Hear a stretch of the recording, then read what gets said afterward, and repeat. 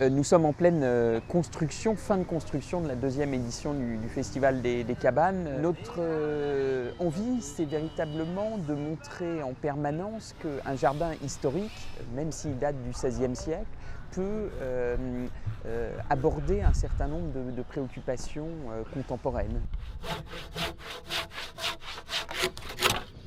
Pour moi, dans mon cas en tout cas, c'est d'habiter une œuvre d'art. Et si je parle un peu vite fait pour Julien, c'est de dénormer en fait l'architecture. D'où vraiment cette idée qu'on a ensemble en fait, je pense, d'archisculture, c'est vraiment de rentrer à l'intérieur d'une œuvre, découvrir des points de vue, et du coup, une fois à l'intérieur de l'œuvre, de se relier en fait avec l'extérieur, de reprendre, d'être vu mais de voir.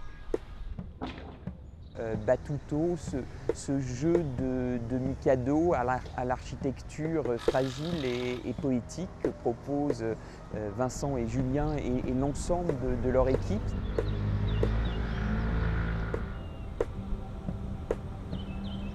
Ça fait plusieurs semaines qu'à la main, véritablement, ils ont bâti cette architecture qui est à la fois une découverte du jardin, un jeu de lumière, un jeu d'ascension.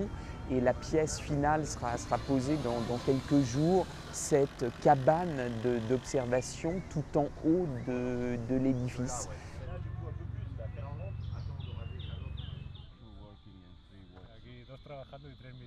La première réaction que moi j'ai eue, c'était de voir voilà, tous ces carrés dans lesquels en fait s'organisait ce festival de cabanes et qui était très voilà, du jardin toscan avec des assez hautes et très géométriques. Et je pense qu'une des premières réactions, c'était venir mettre du fouillis, venir ramener du désordre en fait dans cette forme si rectangulaire, quoi. Il y a vraiment eu tout de suite cette envie-là.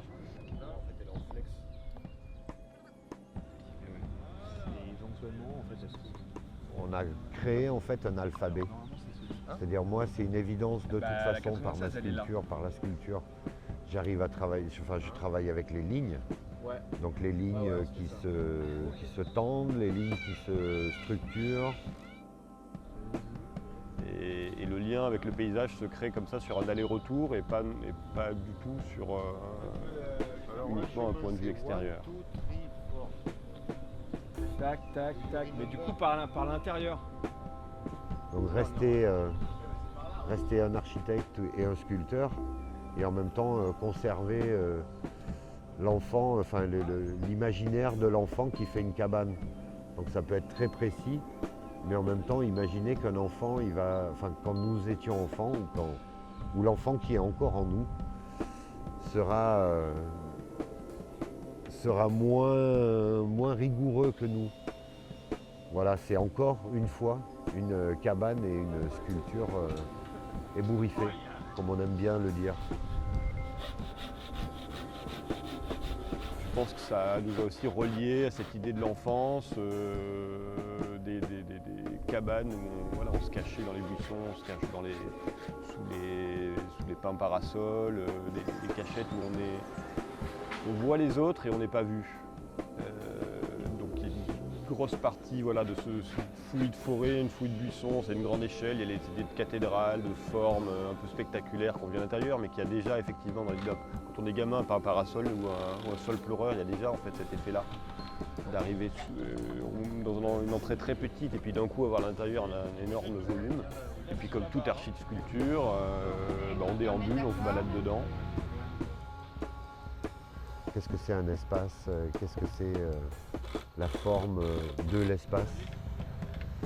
Comment ça s'inscrit dans un autre espace, lui-même dans un autre espace? C'est comme une sorte un jeu de poupée russe, quoi. Et il y a un moment, il y a la peau de Battuto, c'est elle qui compte en fait, c'est elle qui parle, qui s'adresse j'espère,